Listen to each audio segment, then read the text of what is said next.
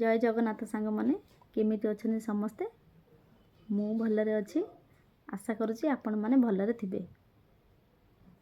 निद भल न होउथिले निद भल हबा पई गोटे घरोई उपचारटे प्रस्तुत करिछि। सोरिष तेल आउ लेंबू को नहीं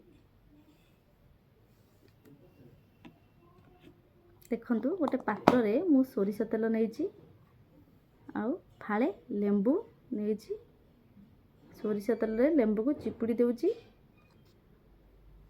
ताकू गोली देउची।